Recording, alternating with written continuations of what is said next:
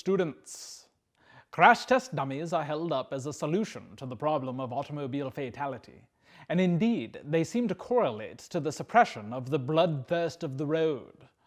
But as we covered in our last episode, they do not seem to be the subjects of science.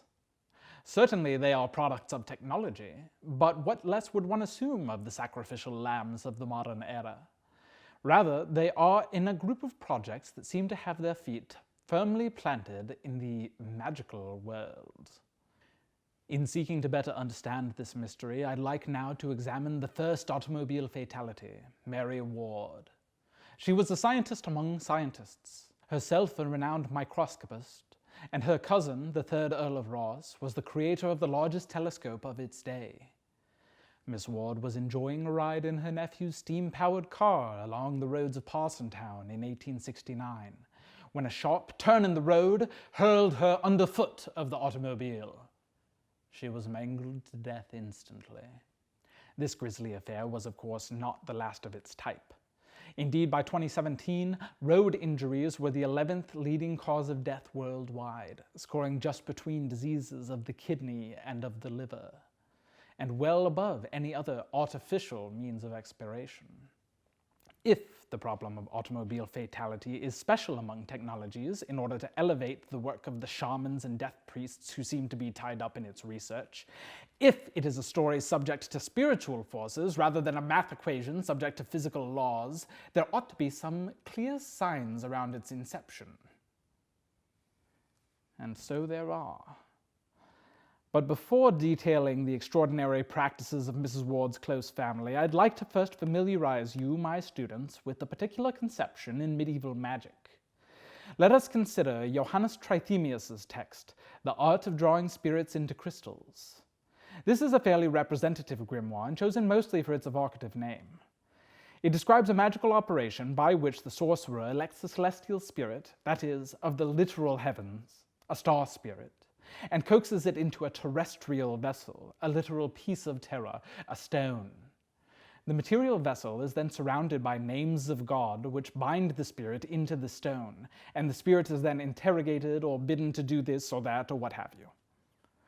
While Trithemius saw the turning of the 16th century, our next sorcerer, Dr. John Dee, saw the turning of the 17th.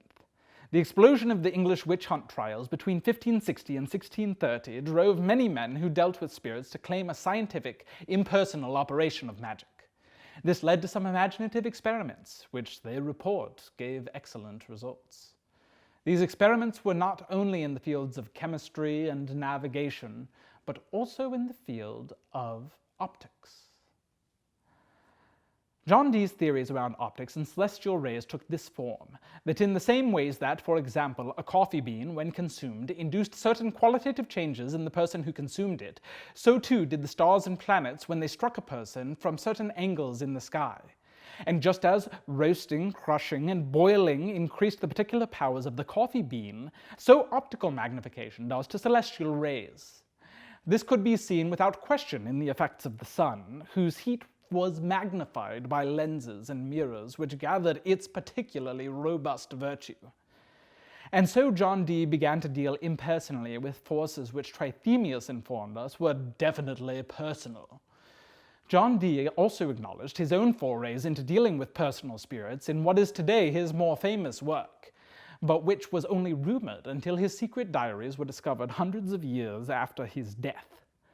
While he may have used his lenses to collect occult virtues from stars, his work with spirits still always fell within the ritual bounds prescribed by Trithemius, i.e., any spirit summoned would be heavily fenced in by the names of God. Now, let us return to the family of Mary Ward. One of her nephews, who was driving the car that killed her, would go on to become, like Trithemius, a priest. The other, like Faust, a vessel for vast worldly wealth. More significant was her cousin and confidant, father to those nephews. The Third Earl of Rosse, also known as Baron Oxmantown, was the creator of the biggest telescope of its day, the Leviathan of Parsonstown. This telescope drew down images from the night sky which had heretofore been impossible to see. Distant galaxies and stars which had never graced human vision. The telescope had a 72-inch aperture and reigned as the largest telescope in the world for 72 years. Students who have completed my emoji series will recall that 72 is the number of face emojis in Unicode 8, as well as being the number of demons in the Ask Oasia. Of more definite occult provenance is the name of the telescope, the Leviathan. This is a name familiar to Christian listeners as the beast which consumed Jonah in his eponymous book. It is more relevant for our particular study in a book which probably graced the extensive library of Johannes Trithemius, a German book of magic called the Sacred Book of Abramelin the Mage. Written sometime around the dawn of the 15th century, in this book the Leviathan is one of the 4 rulers of hell.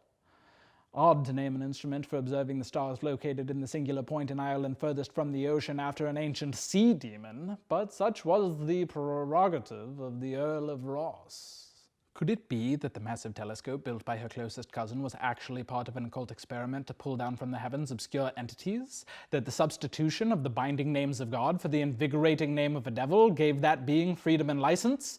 That the good luck of the Earldom of Rosse is founded on a pact struck that was sealed in the blood of Mary Ward? That the entity continues to be fed year by the veins of roads that run all through this planet? And that the shamanic scientists of Detroit have done all they can to replace the human sacrifice with the sacrifice of sensate technological mannequins known as crash test dummies?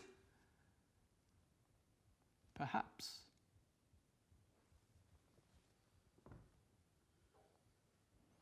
In our next and final episode in this series, we will shore up some of these allegations with a larger speculative framework and attempt to answer the question of just who may have been called down to Parsonstown in the telescope of Baron Oxmantown.